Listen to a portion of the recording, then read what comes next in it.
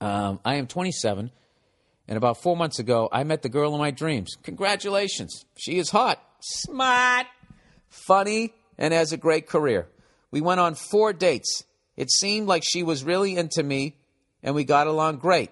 Unfortunately, after our 4th date, I stupidly slept with a skank I met at the bar and caught herpes. Oh, my God, dude. Oh, Jesus.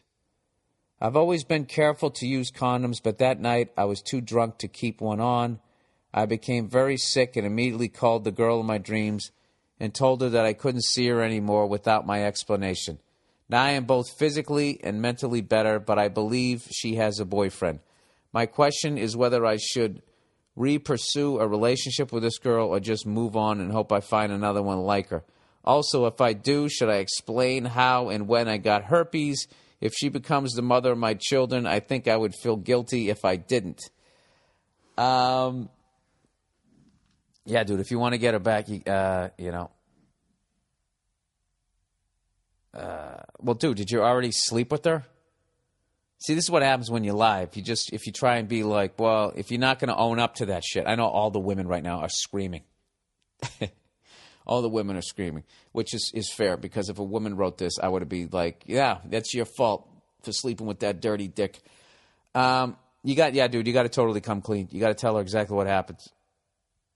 You know? And, oh, Jesus, dude. You know, I can't judge either because, you know, every guy has gone out and done that whole scenario. Fucked around, not used the condom, except you had the bad luck, dude. Oh, my God. That's fucking brutal. Oh, Jesus.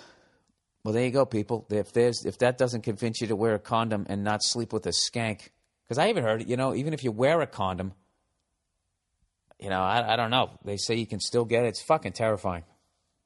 Fucking terrifying. How I never stepped on that landmine is beyond me. So, dude, if you really want to get this girl back, you know, every great relationship starts with 100% honesty.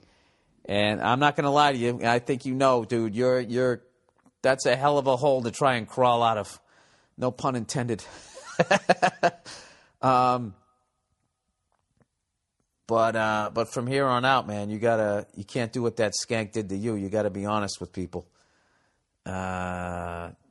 Yeah, dude, that's brutal. That's brutal. But you know what? It's not the end of the fucking world. Ugh, Jesus Christ. But yeah, you got to come with her with total honesty. Total honesty. And yeah, and turn it into a positive, dude. You know, you're being a fucking dirty dog. Now, I'm telling you, I believe, though, if you come with total honesty and you stay on a righteous path, that you will meet that person, if it's not this one. And, you know, who knows? I don't know. I'm trying not to use a cliche that everything happens for a reason. I don't believe that. And I think, you know, you fucked up, and now you're paying the price, and you got to try to turn the ship around. So good luck with that. But like I said, I would go with 100% honesty. You got to. You can't do that to her. You can't do that to her.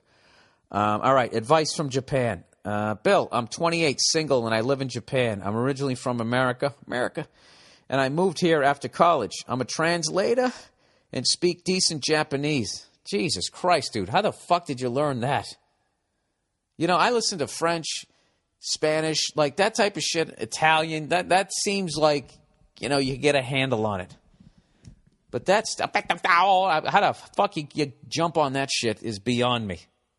How they can go from theirs and be able to speak ours, I swear to God, it's incredible. Anyways, when people ask why I say that I love Japanese people and I love living here, what? Let me get back. I'm a translator and I speak decent Japanese, but the culture barrier is still pretty huge for me. When people ask why, okay, there we go. I say that I love Japanese people and I love living here, but I wouldn't ever want to become Japanese. Generally speaking, they're overworked and unhappy. For better or worse, my attitude keeps me a little isolated. Yeah, I've seen that stuff over there. Like, as far as what I've seen, the propaganda from what I've seen, I saw in 60 Minutes, that if you fuck up at your job, they send you to some camp and then you have to sing the company song. And these guys were singing the song trying to get back in the company. They're like crying and everything. And there's like 4 Japanese dudes just looking at them, just ice cold. Simon Cowells to the fucking 9,000th power. Like your family disowns you. It's crazy. It's hardcore over there, man. Straightening their damn rivers. There is one very Japanese woman. What does that mean? I've met who I recently connected with in spite of all that. She's an amateur artist and actress, and we've worked together to make subtitles for local independent movies. That's how we met, actually. She's interesting as hell and downright sexy, too. Problem, she's married and has a son. Dude, what the fuck? Oh, are you trying to get a fucking samurai sword to your jugular? You're going to fuck a married broad with a kid in a different country? Dude, I don't know anything about the Japanese culture, but if you can lose face for not having enough paper clips at your goddamn desk and get sent to a borderline death camp and you got to sing a fucking song to get back into the company, how much face do you lose if Round Eye fucks your fucking woman? Dude, you're gonna get thrown into one of their straightened rivers. All right. Come on, man. Come on, man. Don't do this. He said from early on, it was obvious that there was a mutual attraction going on, especially whenever we were at a movie party with a couple of drinks in us. Like any guy would, I wanted to sleep with her, but I didn't dwell on it. Good for you. It never seemed like it was in the cards, but we were working together. We kept each other when we were working together, we kept each other at arm's length. Months went by without anything changing. Oh my God, dude. This is like this is like a suspense thriller. Dude, you can't do this. There's a kid involved. That kid loves his mom and his dad. You're going to go in there and your dick, like a samurai sword, is going to slice that kid's life in half. You can't do it. I'm going to read the rest of this with one eye closed. Then came the local film festival. Oh, geez. When it finished, we were downtown and pleasantly drunk. And the last trains that run every night were long gone. Well, isn't that convenient? When she mentioned taking an expensive cab ride home, I suggested that she crash at my nearby apartment until the morning train started. No, you didn't. You didn't suggest that. Your dick did. Your dick's like, relax, stand down, I've got this. Anyways, she had been there a dozen times already because that's where we always worked.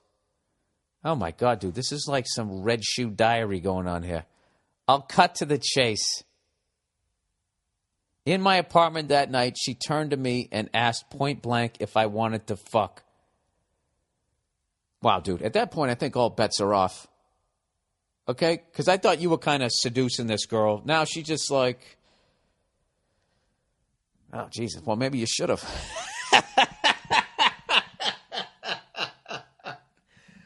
Wow. I didn't see that coming. Anyways, he goes, and I told her no. Okay. He goes, I wasn't exactly surprised that she asked. Part of me was hoping she would. When she did, though, all I could do was go through what I felt right at that moment. I admit, I really didn't know what to do and was playing it safe. We went to sleep, and she left in the morning. Here's the thing. She and her husband, who I've never met, thank God, don't get along. Oh, she and her husband don't get along and have no sex whatsoever. Oh, so she's in a loveless marriage. Okay. This is what she told me anyway. She has long wanted a divorce but won't do it because of her son. So while saying no might have seemed like the noble, non-homewrecker thing to do, part of me keeps asking, what difference does it make? You know what? You ever see Scarface when the cop goes, it's your tree, Frank. You're sitting in it. All right? That's her fucking situation, dude. She married a guy that she didn't love, and she had a kid. All right? You know, you're stepping into the world of her bad decision. Now, think back when you were a kid. and you thought about meeting the woman of your dreams, is that the way it went down? I'm not trying to shit on this thing here, but like, you know, I think she needs to be free and clear if you're actually thinking of getting into a fucking relationship with this person. If you're just thinking about banging her, I don't know, dude. I don't know. The fucking kid. Look, if there was no kid involved, have at it. But there's some kid sitting at home in some racing car bed, you know, loving his mom and his dad. I don't know. Do you really want that on your resume? Anyway.